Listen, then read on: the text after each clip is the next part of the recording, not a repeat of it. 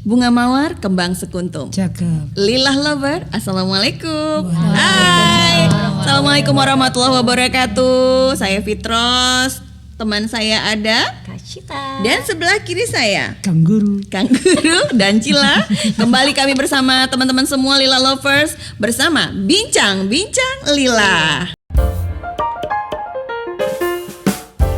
Bincang-Bincang Lila. Baik Lila Lovers, beberapa waktu ini banyak banget kasus mencuat yang begitu menguras emosi kita, baik sebagai masyarakat, untuknya terutama bagi yang punya anak.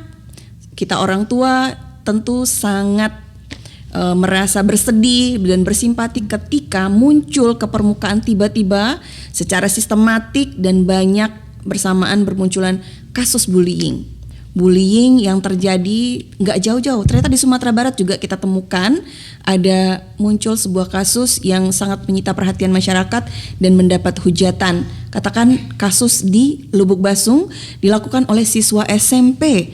Padahal Kang Guru dan juga Cila, pelaku ini ternyata merupakan salah seorang kori terbaik kalau nggak salah ya Cila. Kemudian pesilat juga, artinya sebetulnya pelaku adalah anak-anak yang baik dan cukup berprestasi. Karena memang kita lihat juga korban ataupun pelaku-pelaku bullying itu sekarang ini tidak memandang latar belakang apalagi gitu.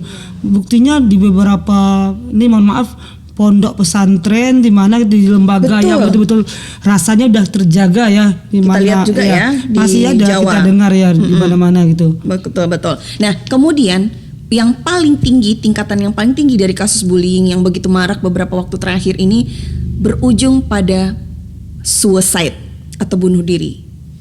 Iya, benar sekali. Ini sepertinya butuh observasi yang lebih jauh dan butuh campur tangan secara lintas sektoral untuk betul-betul bisa, karena ini akan membahayakan generasi. Dampak bullying ini tentu tidak akan terlihat di dalam 2 tahun 3 tahun mendatang, tetapi bagaimana mental seseorang akan dirusak, ke distract begitu untuk beberapa tahun dan juga masa depan. Nah, ini menjadi sebuah isu krusial yang harus dicermati oleh banyak orang, termasuk kita di Bincang-Bincang Lila, karena kita juga menghandle banyak sekali siswa ya Kang Guru ya, dan juga Dek Cila kami. Nanti kami mau tanya, jangan-jangan Cila juga pernah mengalami bullying? Iya. Pernah dibully? Sering sih. Sekarang udah jadi pelaku. karena saking seringnya. Aku bosan dengan bullying. Nanti kita tanya aja langsung. Iya, apakah memang ada hubungannya nih pelaku itu merupakan mantan dari korban gitu ya? Atau korban? Ya kan banyak kita dengar tuh kadang korban pelecehan, pelakunya itu juga dulunya betul. pernah dilecehkan tapi gitu. Aku nggak sampai kena korban pelecehan. Bukan kamu. Kang Guru, tolong jangan out of the context. Kita bicara di sini kasus bullying. Nah, untuk bisa membantu kita mencari benang merah dari permasalahan bullying, dan mudah-mudahan kita mengajak kepada orang tua Lila Lovers di luar sana juga untuk bisa mencermati podcast kita Bincang-Bincang Lila pada kali ini, karena memang ini sangat dekat bersentuhan sekali kepada kita masyarakat di kasus bullying ini, dan bagaimana nanti kita sebagai orang tua harus membekali putra-putri kita supaya mereka tidak rentan, mampu mengelola emosi ketika ada yang melakukan bullying, dan juga mampu mengantisipasi sehingga terhindar dari bullying. Sudah hadir bersama kita narasumber kita ya Kang Guru. Tepuk tangan. Ibu Hanifah Dalimunte, orang tetangga provinsi sebelah, merantau ke Sumatera Barat. Mudah-mudahan nanti bisa bahasa Minang ya. Oke, udah berapa tahun nih di Padang? Belum sampai 1 tahun. Belum, pantesan masih meraba-raba. Baru cukup mengerti juga belum ya? Belum terlalu mengerti. Sedikit. Beliau juga selain dosen psikologi di UNP, tetapi juga aktif sebagai aktivis psikolog yang terhimpun di dalam HIMSI, Himpunan Psikologi Indonesia. Kemudian apalagi Kak Nifah? Psikolog di unit pelayanan terpadu di Fakultas Psikologi UNP. Oke, baik, cocok banget nih. Karena berbicara masalah bullying, itu aspeknya pasti sangat kompleks ya Bu. Iya, benar. Bukan panggil kakak dia biar Iya, orang boleh, masih muda, masih gadis ya. Iya, Produser matanya langsung. itu fitnah Bu, kalau masih gadis. Oke, meskipun yang kita bahas ini berat, tapi kita jangan sampai tegang ya. Iya, benar. Jangan sampai terbawa dan terhanyut oleh. Tapi aku juga mau curhat ya. Iya, curhat sama Dede. Iya, kebetulan kakaknya ada di sini. Bantu aku kakak untuk keluar dari lingkaran bully. Atau bantu aku kakak biar aku bisa jadi pembuli yang struggle. jangan. Tidak, don't try this at home. Iya. Oke, Kak Nifa, setelah beberapa tahun kita rasanya kok adem-adem, tiba-tiba mencuat ke permukaan kasus bullying dan jeleknya ini nggak hanya di satu daerah, tiba-tiba beruntun Iya. dari berbagai provinsi. Katakan Lubuk-Basong Sumatera Barat itu yang paling baru ya. Kemudian ada di daerah Jawa sangat banyak sekali. Bahkan di pondok pesantren, Kang Guru nih mantan alumni siswa pesantren yang membuli. Nah, ternyata ini kalau kita riset, apakah memang ini adalah fenomena baru atau jangan-jangan sebetulnya ini sudah sebuah kasus yang sebenarnya sudah banyak banget terjadi tetapi baru mencuat. Kalau menurut Kak Nifa ini seperti apa? Sebenarnya kalau dari kita kecil dulu ya, SD dulu pun ada yang namanya bully ya. Makanya saya ingat sekali waktu SD tuh ada teman saya yang mengeluarkan, kebetulan kondisi kesehatannya kurang baik, jadi di kupingnya itu keluar iler gitu Iya, ya betul, kan, betul, ada betul. yang kuning-kuning. Dan saya ingat sekali tuh beliau tuh jadi bahan bulian, nggak ada temen yang mau nemenin. Kemudian kalau ada kegiatan kelompok dia pasti dihindari. Dan fenomena itu sudah terjadi waktu saya SD dulu. Oke. Nah, cuman bedanya sekarang ini kan overexpose ya, exposure ya. Terekspos, Iya. ya. Nah, jadi apa-apa kejadian itu viral. Kemudian sekarang akses informasi begitu besar ya. Gampang, betul. Nah, bahkan kalau dulu kita bisa memfilter apa yang mau kita jadikan tayangan gitu Betul, kan. betul. Kita nonton TV tayangan anak-anak aja dulu tuh tidak seperti sekarang gitu kan. Nonton TV itu ada jadwal-jadwalnya. Kalau sekarang nggak ada TV nggak masalah, tapi ada gadget kok. Gadgetnya, betul. Dan ini siapa yang nyaring gitu, nggak ada yang bisa menyaringkan. Orang tua juga nggak mungkin memantau 24 jam Betul anak ngeliatin apa aja gitu. Jadi sebenarnya kalau kita memandang satu persoalan, kita pandang itu sebagai satu sistem, kemudian ada sub-sub lain yang di sekitarnya. Oke. Nah, jadi kita lihat nih apa saja sih sebenarnya yang di sekitarnya mendukung terjadinya ini gitu. Jadi kalau ditanya kasus ini sebenarnya ada nggak dari dulu, ya memang ada. Dari dulu. Cuman mungkin tidak seperti sekarang besarnya, jumlahnya, kemudian expose-nya ya tidak seperti sekarang. Responnya gitu. juga beda barangkali ya. Iya. Artinya kalau dulu ejek-ejekan atau apa mungkin dianggap hal yang biasa sama pihak keluarga gitu kan. Kalau sekarang kan anak-anaknya ngadu atau tersakiti sedikit, Terprovokasi oleh orang tua justru. Ya akhirnya terkesan ini adalah masalah yang besar. Bukan arti mengecilkan gitu. Cuman kalau dulu banyak terselesaikan dengan cara kekeluargaan gitu kan. Iya. Nah mungkin itu juga bedanya dengan kasus Dan dulu. itu faktor itu tadi resiliensi. Kalau di psikologi itu ada resiliensi, Apa itu? daya lenting. Jadi Daya kayak lenting. bola dipantulin gitu. Kalau dia tetap bisa bertahan, maka daya lentingnya kuat gitu. Ya misalnya kita memandang misalnya satu persoalan. Ini kan persoalan sepele ya. Kenapa kamu anggap ini satu yang besar gitu? Ternyata setiap anak tuh beda-beda daya lentingnya. Dan daya lenting dan respon dia terhadap sebuah masalah. Cara ya? dia merespon sesuatu. Dua orang anak nih dibandingin. Ternyata dua orang ini memiliki respon yang berbeda terhadap satu persoalan. Itu tadi tergantung setiap orang tuh punya daya lenting yang berbeda-beda itu tadi. Bisa jadi sekarang ini kan sekarang kesehatan mental juga angkanya semakin besar ya. Betul. Makanya dibilang ada generasi strawberry lah yang kelihatannya ini tapi ternyata remuk di dalam gitu kan. Nah, itu dia tadi banyak faktor sebenarnya yang membuat kenapa tidak sekuat yang dahulu gitu. Kenapa? Mungkin salah satunya itu tadi. Kemudian perhatikanlah role model yang sekarang.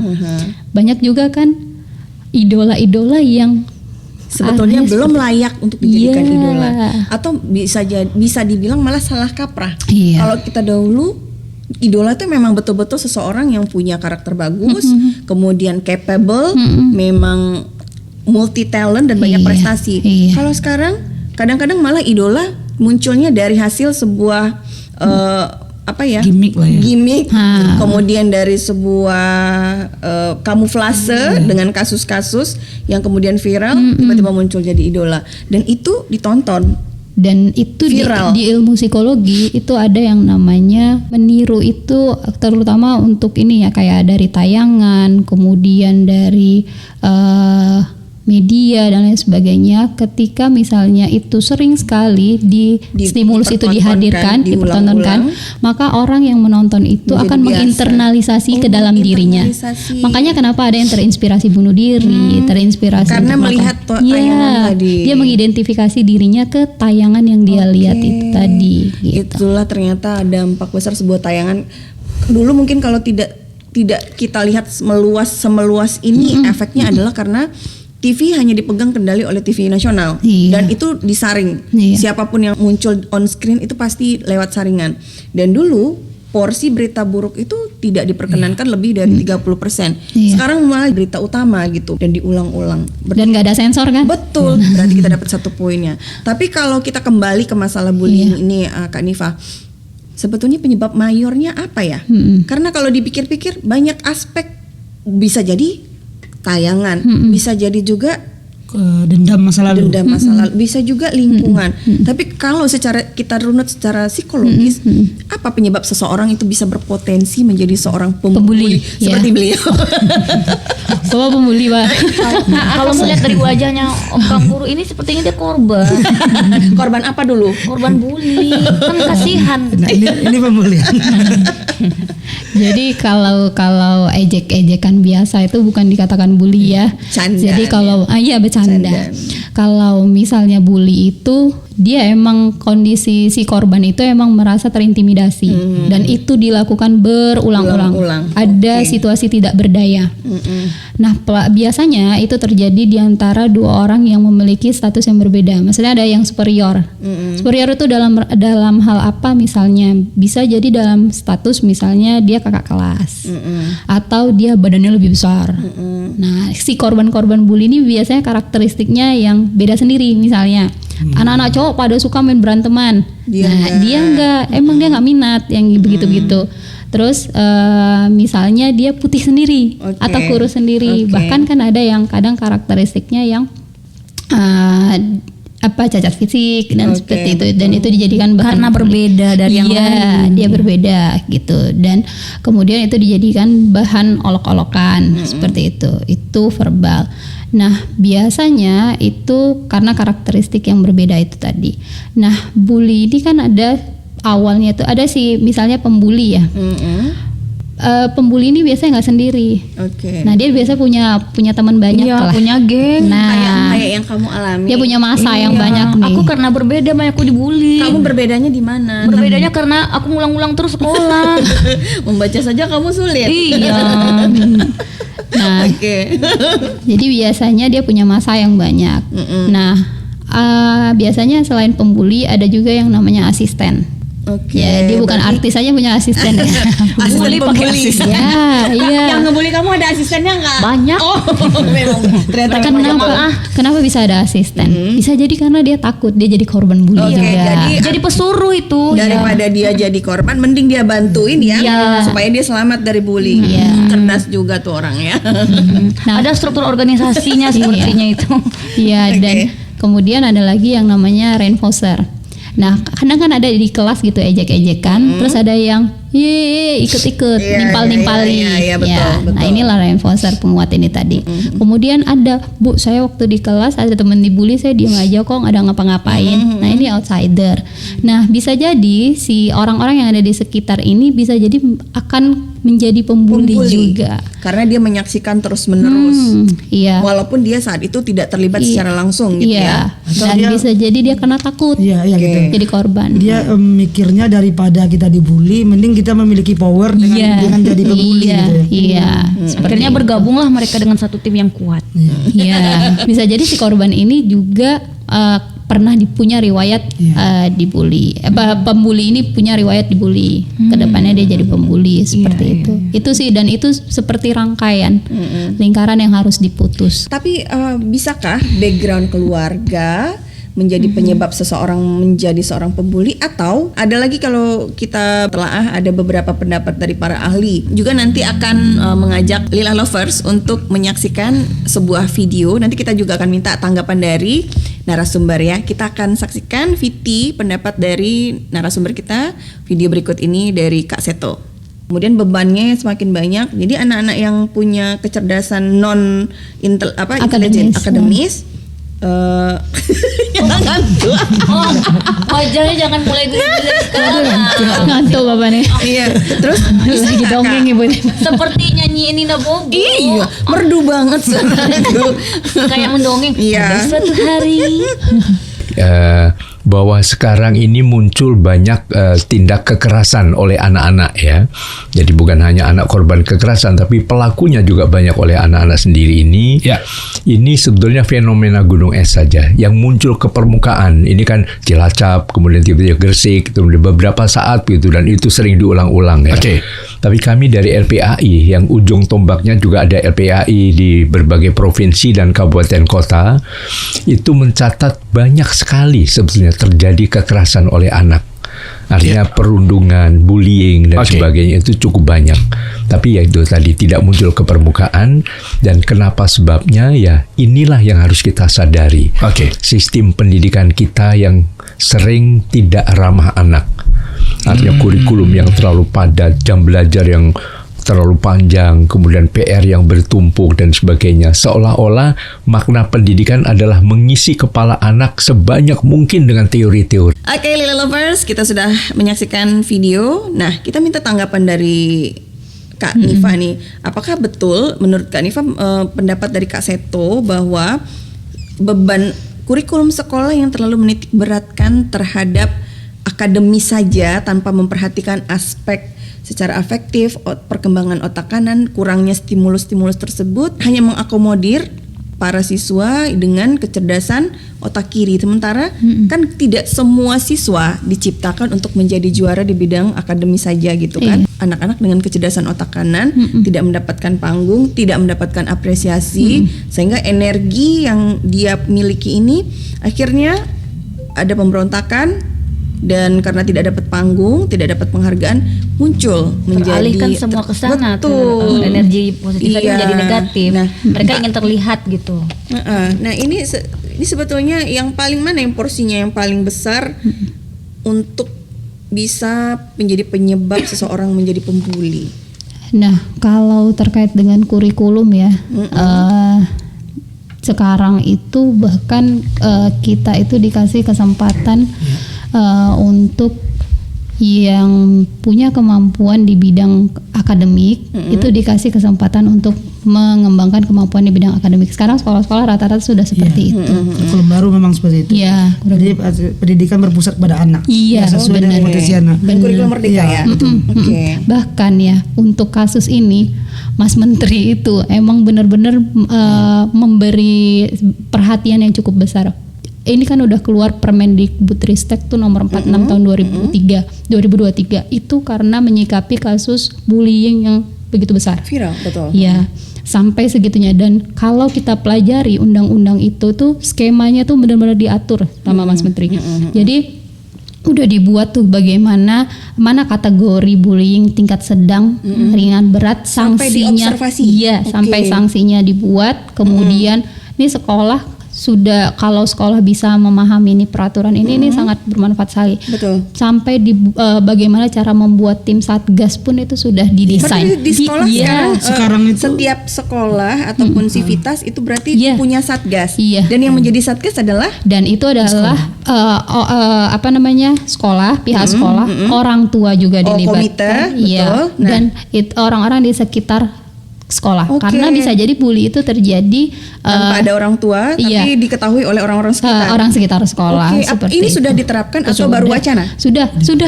Ini sudah Oke, diterapkan. baik. Sekarang itu evaluasi dari dinas ataupun dari pemerintah pun udah cukup jalan, dan sosialisasi kayak kita penilaian barusan akreditasi itu memang poin bullying itu banyak.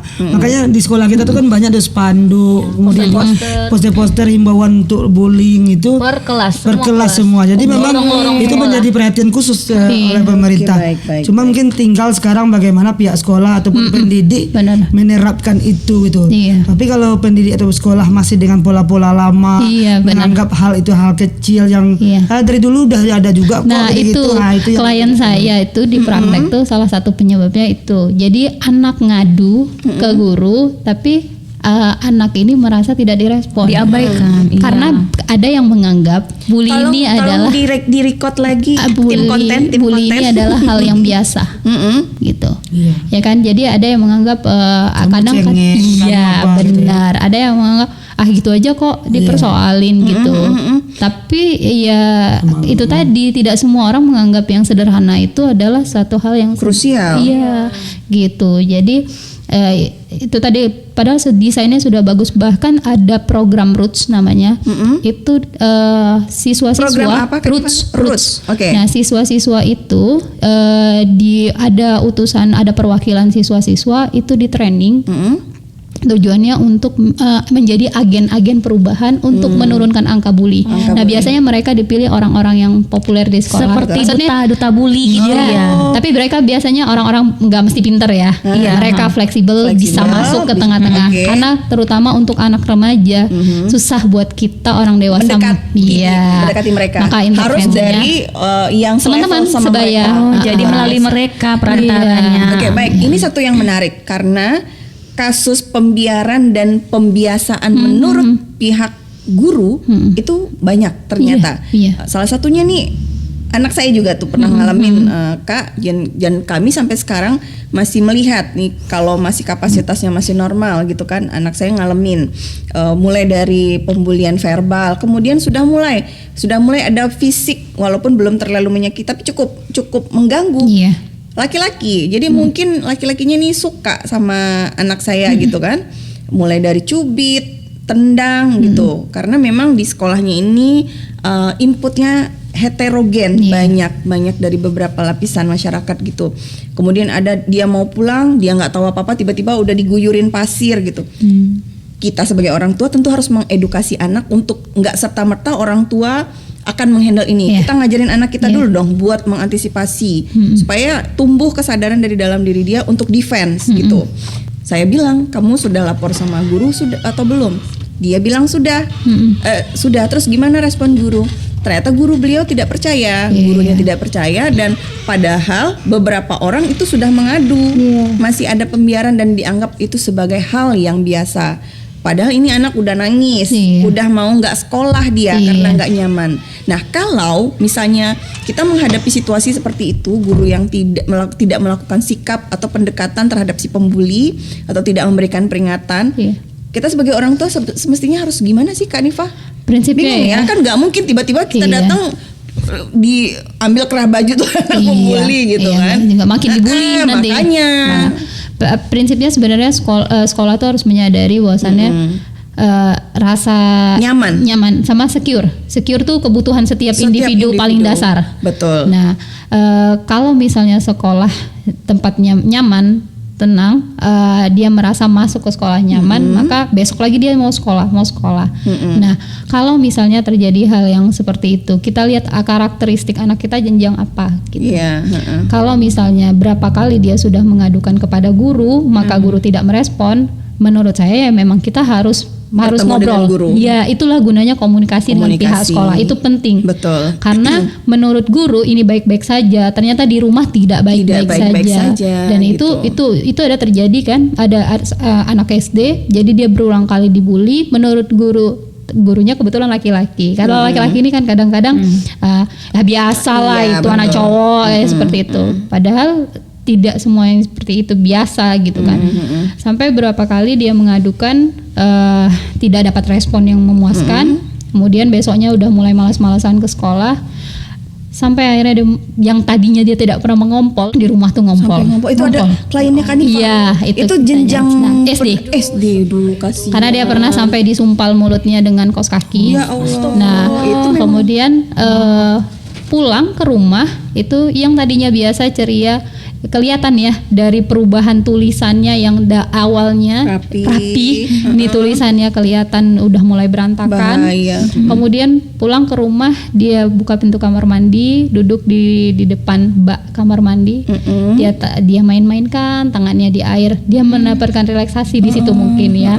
Nah, sambil dia mungkin melepas traumanya gitu ya. Ya, trauma dari healing. situ. Dan itu karena itu tadi respon yang tidak memuaskan yang didapatkan. Tapi Bu, bukannya kita juga harus ini, karena memang ada yang tadi kayak efek apa lenting ya, kan perlu juga nggak kita menguatkan mental anak tuh, mengatakan oh itu hal yang biasa, itu kamu harus kuat, kamu harus gini, itu perlu juga nggak?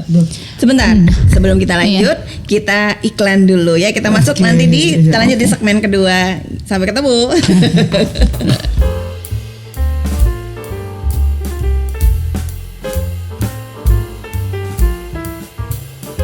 Kembali bersama Kak Fitros dan juga Kang Guru dan juga masih bincang-bincang Lila, dan kita masih mengupas tuntas masalah bullying. Kami berharap tentunya akan menjadi edukasi untuk kita semua, tidak hanya sebagai orang tua, para guru dan juga masyarakat di sekitar sekolah atau dimanapun, jika menyaksikan atau melihat sebuah kecenderungan arah ke bullying, tentu kita harus bersikap ya. Dan juga Kak Nifa. semoga para siswa yang dibully juga nonton ini agar lebih menguatkan diri lagi. Menguatkan diri, terus membekali diri untuk mengantisipasi supaya tidak menjadi korban seperti Cila. Nah, menyikapi pertanyaan dari Kang Guru tadi, Kak Nifa, ini gimana Kak? Kunci dari seorang itu bisa struggle ya, itu adalah support system. Support system, artinya Support orang system, tua? Iya, siapa aja. Siapa? Support system itu bisa bersumber dari siapa? Dari keluarga, dari teman gitu. Kenapa ada orang yang bisa lebih struggle menghadapi sesuatu? Karena salah satu penyebabnya, faktornya adalah support system yang oke. Nah, ketika anak datang ke kita curhat gitu, kalau misalnya kita langsung langsung mengabaikan atau langsung mengcounter bahwasannya itu tidak benar, tidak bagus dan lain sebagainya, menurut saya itu kita tidak menjadi support system. Betul. Kadangkala dia ngobrol sama kita itu kita dengarkan saja dulu apa permasalahannya, kita terima dulu permasalahannya. Itu merupakan support, dukungan. Berarti ibu, ayah ada loh di sini dengan saya gitu. Ayah, ibu mendengarkan. Tidak mesti serta-merta kita yang memberikan solusi gitu. Kita ajak dia ngobrol, kira-kira solusinya gimana ya, Dek ya? Gitu. Dan itu kan kita memberikan kesempatan kepada dia Berpendapat. untuk berpendapat. Dia nyamannya seperti apa? Nah, berarti kan kita diskusi bareng-bareng nih sama. Jadi gimana baiknya ya kalau menurut kamu gitu, seperti itu. Nah, jadi tidak serta-merta kita yang memutuskan. Turun tangan. Ya, harus Karena apa. itu tentu kita tidak memberikan ruang untuk anak belajar menghadapi situasi-situasi yang menurut dia tidak nyaman gitu ya. Kak Nifa. Benar. Karena gini Kak Nifa, karena saya sebagai guru kan udah banyak kasus nih. Kadang yang saya perhatikan anak dari kelas 1, kelas 2 itu sering, kalau menurut saya nih, versi saya, bukan mengecilkan masalah ya, terlalu orang tuanya yang super aktif lah gitu. Kadang menurut kita itu hal kecil, tapi orang tuanya membela anaknya berlebihan atau menyalah-nyalahkan teman, menyalahkan guru gitu. Sampai besar, sampai kelas 6 pun anaknya gitu. Kadang hal kecil yang menurut teman yang lain itu nggak masalah, bagi dia masalah gitu. Jadi kadang-kadang memang anak ini perlu juga kita bentengin tadi itu. Udahlah nak, ini nggak begitu berat, ini nggak begitu masalah. Itu pikiran kamu aja. Nah, jadi kalau terlalu kita mungkin terlalu over terlalu over ya. Mungkin tujuan kita melindungi anak supaya dia nggak dibully apa. Tapi kalau terlalu anaknya jadi cengeng dan lemah ya. Bisa gitu. Tapi yang perlu dihindari kita menilai masalah. gitu. Jangan sampai kita menilai Kita yang ini menjustifikasi semua. iya, kita menggampang-gampangkan Iya, atau kita yang menyepelekan. menganggap ini nggak apa-apa, ini persoalan sederhana gitu. Biar dia yang menilai ini sederhana atau berat gitu. Oh, ini bahaya Karena nih. Kecenderungan orang Indonesia justru orang tua justru langsung itu biasa Labeling, gitu. Jadi gimana baiknya Kak Nah, Nifa? itu tadi saya bilang Ajak ngobrol. kita dengarkan apa yang menjadi persoalan Terus bagi dia, menurut dia dan baiknya jangan seperti sampai kita menilai itu persoalan yang sederhana gitu. Maksud saya Berarti kita tidak berempati terhadap anak. Iya benar. Betul. Karena belum tentu menurut yang tadi saya bilang, menurut kita itu sederhana, tapi buat dia yang masih bertumbuh kembang, Dia merasa tidak ya didengar. itu menurut dia itu masalah besar loh Bu. Kenapa Ibu bilang itu sederhana? Jadi dia gitu. merasa justru orang tuanya tidak mensupport dia. Iya, Ibu nggak ngerti. Jadi bahasa gitu. kita itu sebagai orang tua harusnya gimana Kak Nifa? itu ke tadi anak. itu tadi saya bilang kita kasih kesempatan dia untuk menyampaikan apa yang menjadi pendapatnya, kemudian kita ajak dia, kita libatkan dia. Kira-kira solusinya bagaimana ya? Jadi kan itu kita melibatkan dia untuk berpikir Iya, diajak bersama. berdiskusi. Iya gitu. Oke. Dan mengasah kemampuan berpikir kritisnya juga. Mengajar gitu. dia untuk mencari problem solvingnya. Iya, tidak serta merta berarti kan di situ kita tidak memutuskan dan harus gini. Hanya Iya, menjadi- ya. Kita menjembatani menginisiasi dia, ya. dia. Menjembatani Iya. dia harus melakukan apa Iya. gitu ya. Dia maunya seperti apa. Nah, kalau misalnya si anak mungkin tipikal yang cari aman terus dia bilang aduh dia takut untuk bersikap mama dong atau bunda dong yang bantu urus ke sekolah, bilang sama bu guru karena dia merasa sudah mengadu, dia sudah memberikan sebuah keluhan tapi tidak direspon, dianggap sebagai sebuah hal yang Oke. biasa. Nah, ini gimana? Nah itu kan udah ada tindakan ya. Iya. Nah kalau yang tadi kan dia masih mengadu nih. Nah ini kan sudah ada tindakan. Kira-kira apa ya? Oh kakak sudah ngadu ke ibu guru. Betul. Gimana respon ibu guru? Udah berapa kali ya seperti itu.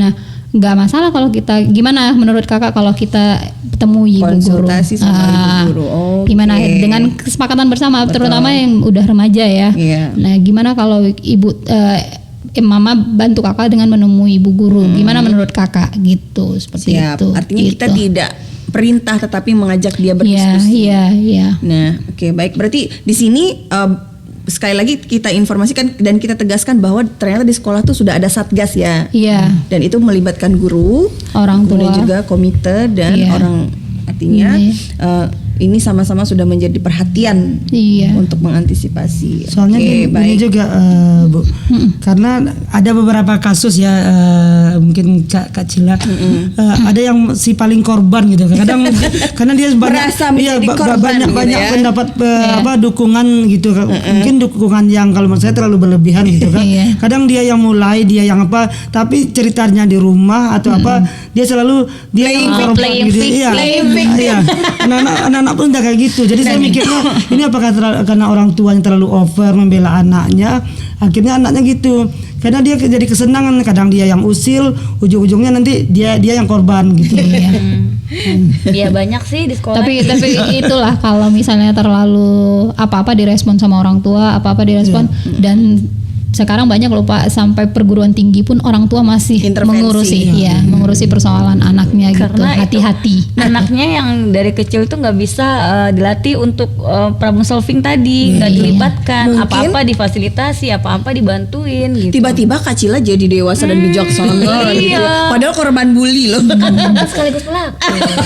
Jadi berpengalaman. Nih, mungkin Kak Nifa dan juga Kang Guru Cila yang perlu kita bekali diri kita sebagai orang tua ketika anak kita mengadu, kita harus klasifikasi dulu sih sebetulnya sejauh mana batasan suatu tindakan yang tidak menyenangkan ini dikatakan bullying, mana yang tidak. Mungkin itu yang perlu kita persamakan persepsi.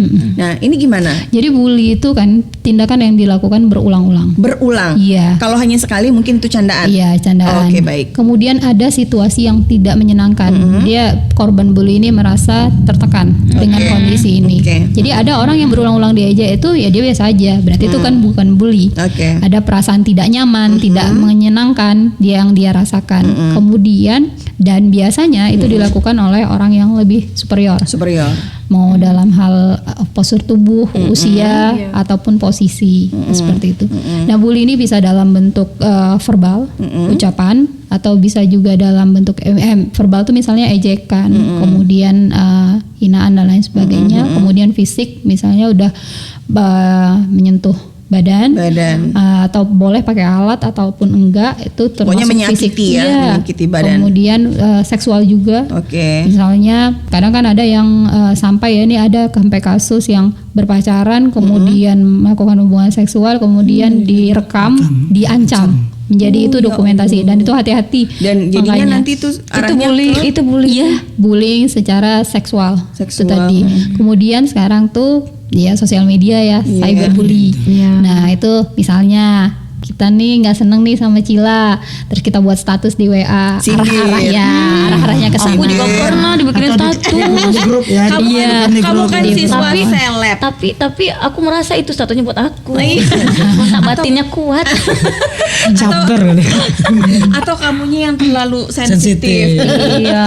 Nah, kayak gitu buat status. Kemudian atau secara sosial itu misalnya apa-apa nggak dilibatin gitu. Nanti kalau dia datang terus kita tiba-tiba diem, nggak ada ngobrolin apa-apa. Tadinya lagi seru-seru ngobrol nih. Itu termasuk Nah, kalau itu terjadi berulang-ulang, itu tadi poinnya. Kalau itu terjadi berulang-ulang dan dia tidak merasa nyaman, itu bisa menjadikan korban bully jadinya gitu. Misalnya tidak dilibatkan dalam kegiatan gitu. Kalau yang seperti ini apa bisa diberikan sanksi atau gimana, Kak? Nah, itu tadi, ini masuk kategori ringan, sedang atau berat ya, seperti itu. Tapi kalau misalnya si korban ini merasa tidak nyaman, kan ini kan sekelompok orang ya. Kalau itu kan masih bisa diingatkan seperti itu, gitu tadi. Jadi itu dalam bentuk sosial, fisik, cyber dan seperti itu. Oke, baik. Nih udah mulai kita tercerahkan sejauh mana batasan dikatakan bully. Nah, kalau Cila yang Cila rasakan sebagai korban bully, apa yang Cila rasakan sekarang?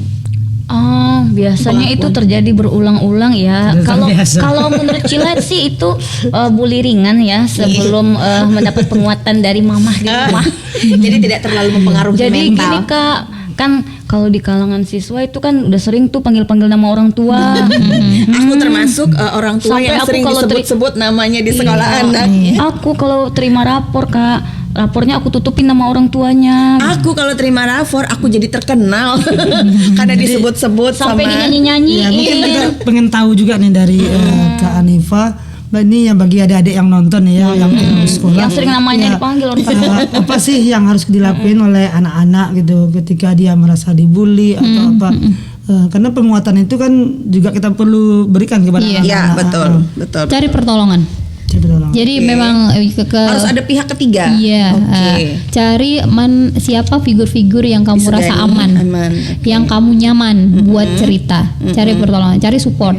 Kalau kamu merasa nggak bisa dapat support system dari keluargamu, cari di sekolah tuh siapa support systemmu. Tapi hati-hati dalam memilih support system.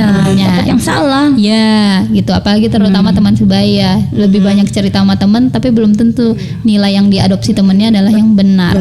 Iya. Gini nih Kak, kalau aku sih waktu itu ya diejek nama orang tua, dinyanyi-nyanyiin. Kan kebetulan nama mama namanya Eli. Terus dinyanyiin Eli kemari, jangan pakai gugus. Dibilangin mama Nah, jadi aku ngadu ke rumah. Alhamdulillahnya papa sama mama aku nggak marah balik ke ke teman aku yang bully, tapi malah dinasehatin. Nasihatnya seperti ini, nama itu gunanya untuk apa? Nama itu kan untuk dipanggil. Terus nama itu merupakan doa.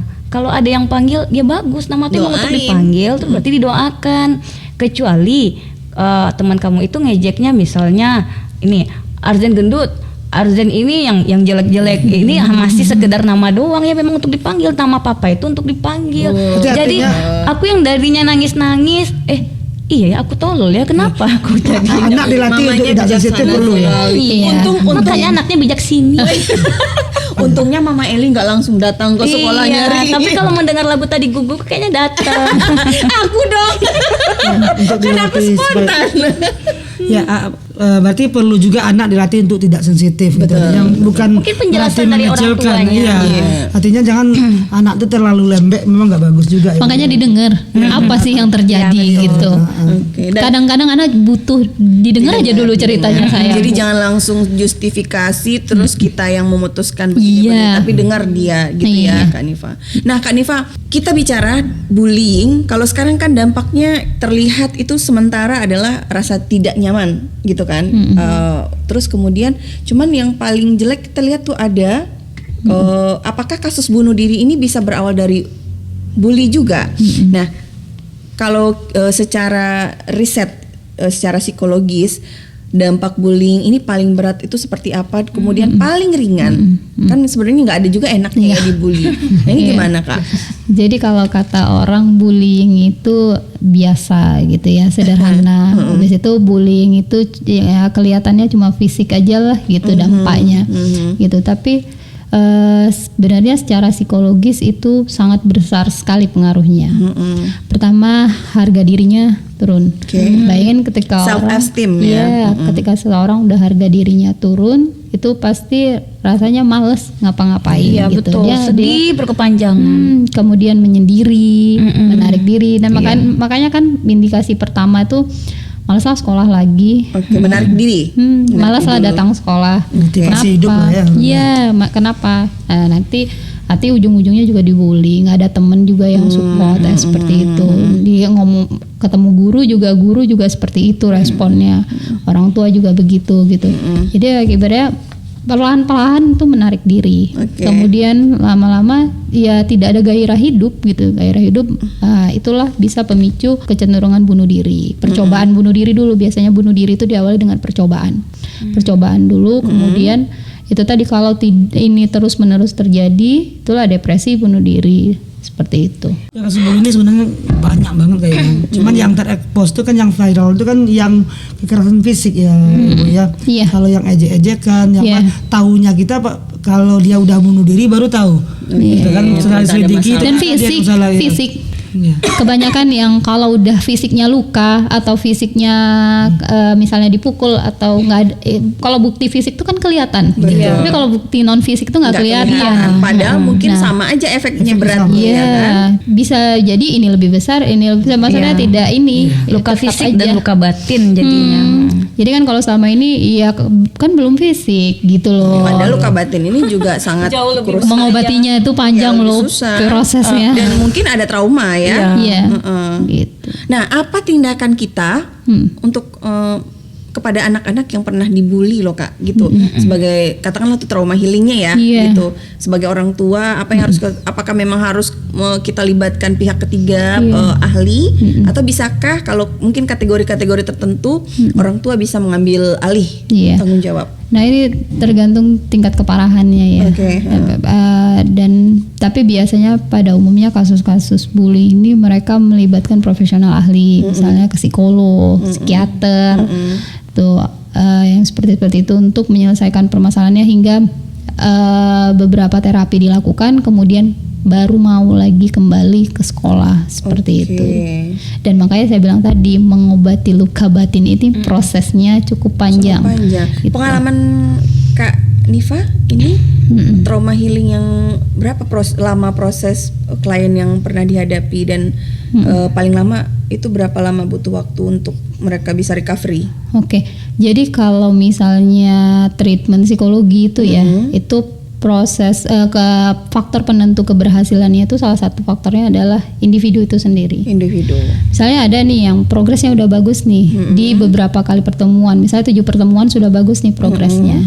Tapi misalnya ada karena kan kita bekerja dengan manusia nih, tiba-tiba ada satu kejadian dia mundur lagi sportnya. Nah ini bisa lagi mundur lagi dari awal. Lagi dari awal seperti itu gitu. Jadi makanya saya bilang mengobati luka batin ini prosesnya itu panjang gitu. Makanya yang dibutuhkan adalah support system.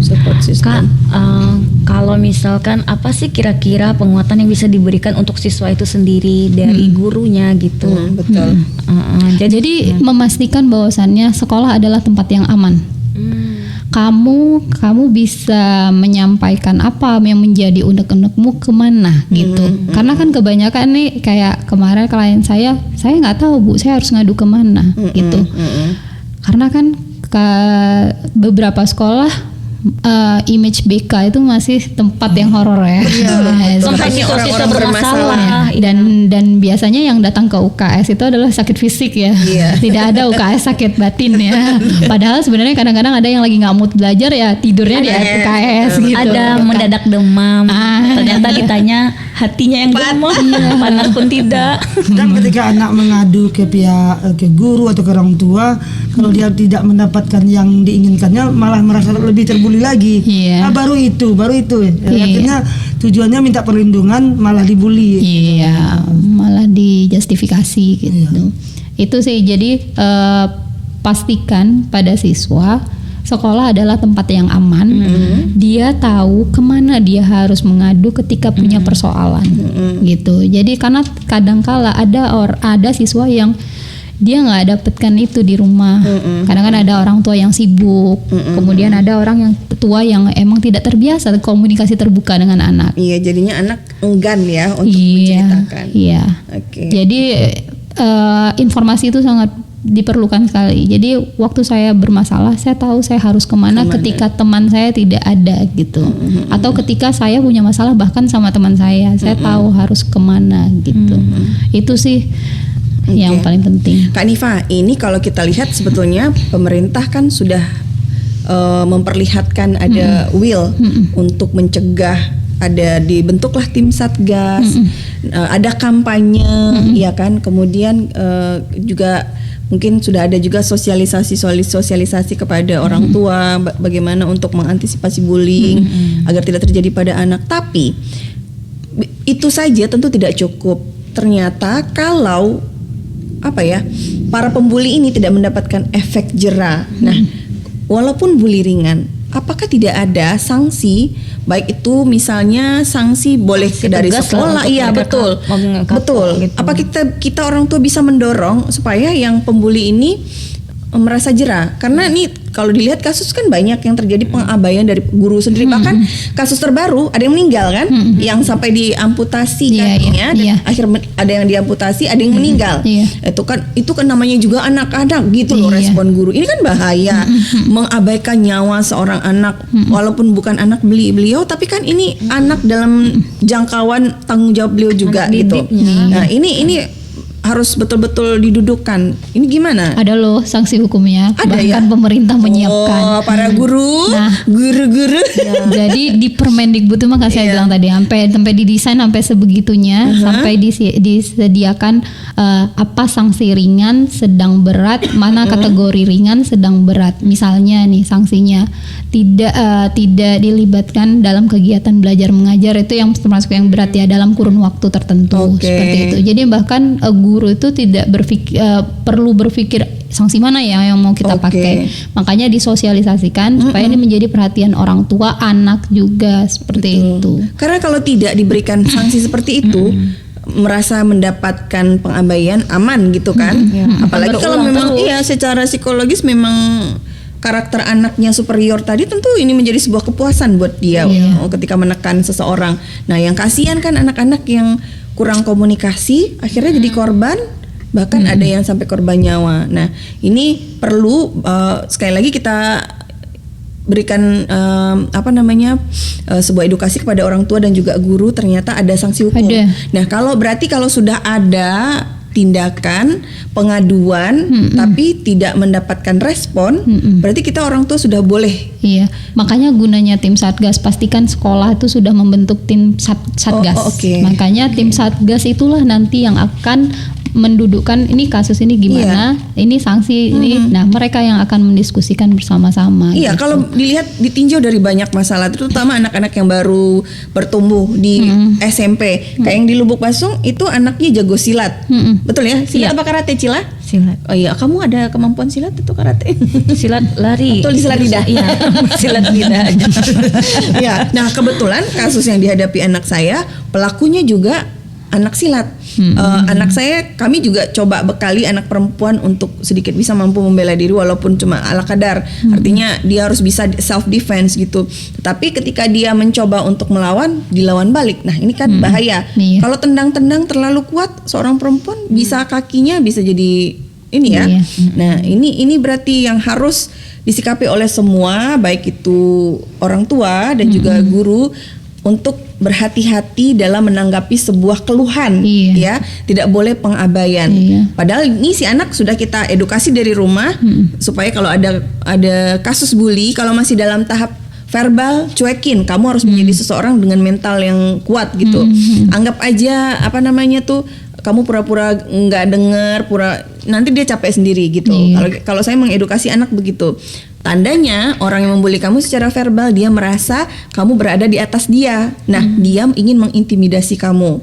Nah, caranya adalah ya kita masa bodoh. Kamu pandang aja dia, diam gitu. Saya ngajarin. Tetapi kalau sudah fisik, namanya perempuan sama laki tentu beda. Iya. Nah, berarti ini kalau guru tidak melakukan sebuah sikap untuk menegur, berarti orang tua sudah boleh untuk bersikap.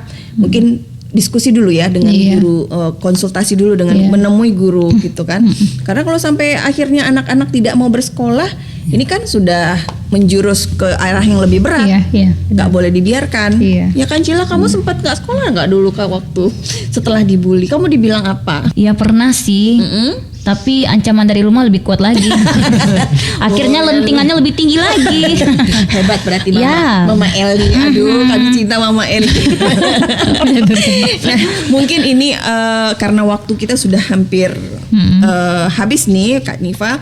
Nah, sebetulnya kalau dari kita hasil observasi dan riset kasus bully yang terjadi, sebetulnya siapa sih yang paling memegang kendali yang bisa membasmi? Apakah pemerintah ataukah masyarakat, orang tua, guru? Siapa yang paling bertanggung jawab, yang bisa setidaknya bisa mempressure angka bullying gitu loh? Yang bertanggung jawab ya Allah Subhanahu wa taala. Enggak ya. Aduh, berasa lagi. Kok bisa? Ulah manusia. Mau jawabannya ke atas. Kita lagi Ya, kita bersama-sama kayaknya. Jadi itu tadi saya bilang kalau ada satu persoalan, jadi kita tidak bisa menyalahkan individu per individu ya. Jadi kita semua ini ya bertanggung jawab gitu. Saya percaya setiap peran itu pasti punya manfaat gitu. Oke. Mulai guru atau bahkan organisasi masyarakat gitu pasti punya manfaat. Tapi tidak terlepas dari pola asuh yang pertama dari rumah dulu. Dari rumah. Iya. Baru pendidikan kedua mereka adalah di sekolah, baru masyarakat. Iya. Dan sekarang kan banyak waktu yang dihabiskan di sekolah. Iya. Gitu. Tapi memang bukan guru lah mutlak satu-satunya gitu. Jadi makanya ini kita semua ini ya saling support gitu. Makanya tadi komunikasi, misalnya kayak tadi Ibunya, saya di rumah ngerasa udah ngasih ini nih, tapi anak butuh support nih di sekolah. Yuk Iya. kita kolaborasi yuk, gitu. Jadi kita semua yang memiliki peran, kayak misalnya kita dosen misalnya kayak saya mungkin akan sharing tentang betapa bahayanya bully ini terhadap kesehatan mental orang. Lewat mana Bu? Saya lewat promotif melalui kegiatan-kegiatan misalnya gitu. Nanti guru punya peran apa? Mengedukasi ya anak-anaknya gitu, menjadi support system. Jadi setiap kita ini punya peran. Bahkan individu yang di sekolah sendiri pun, siswa sendiri pun punya peran dan tanggung jawab. Oke. Buat jadi apa? Buat jadi peer gitu, buat jadi teman berbagi gitu. Oke, berarti anak-anak sekarang mungkin ini yang sudah mulai bergeser ya Kak Nifa, nilai-nilai entah itu pengaruh medsos, caring each other itu yang kurang ya anak-anak. Sharing is caring ya. Iya, sharing is caring. Kadang-kadang kita melihat sebuah fenomena, katakan temannya sakit, yang lain diem. Ini temennya udah nekur, udah nangis kayak gitu-gitu kan. Nah, mungkin ini juga perlu sekali lagi orang tua untuk mengingatkan, dan juga guru barangkali ketika ada seseorang kita melihat dalam keadaan kesusahan, Empati lah ya. empati ini, sharing is caring, karena di mana mereka lama berinteraksi, disitulah yang akan sangat berperan terhadap diri mereka gitu kan. Iya. Oke, baik. Ada lagi yang mau Cila mau curhat seputar tadi masalah Artinya kejiwaan? Sepertinya kita juga harus berempati terhadap wajah. Maklum jadwal strippingnya luar biasa.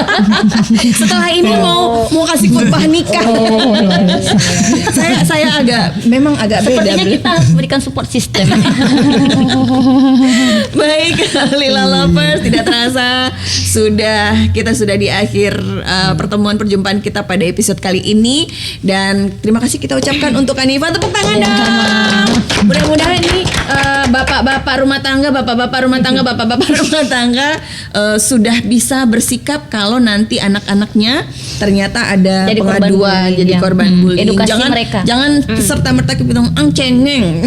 Iya. Nakal cengeng. Tapi dengarkan, kita harus menjadi pendengar dan Yang baik buat kita validasi dulu, kita edukasi dia untuk memvalidasi apa yang dia rasa gitu ya. Iya, kan, tapi Iva? jangan dengerin sambil main HP Oh ya. iya.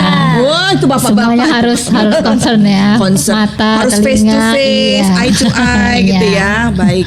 Terima kasih Kak Nifa. Sungguh sangat teredukasi. Kalau nanti kan Cila sekarang jadi korban, jangan lagi nanti jadi pelaku ya. Enggak, besok aku jadi duta bully. Luar biasa. Oke, baik, terima kasih. Akhirnya kita ucapkan terima kasih untuk Lila Lovers yang sudah setia menantikan podcast kita Bincang-Bincang Lila bersama Kak Fitros Dan Kang Guru. ya. Sampai jumpa berikutnya. Assalamualaikum. Aduh, ya Allah.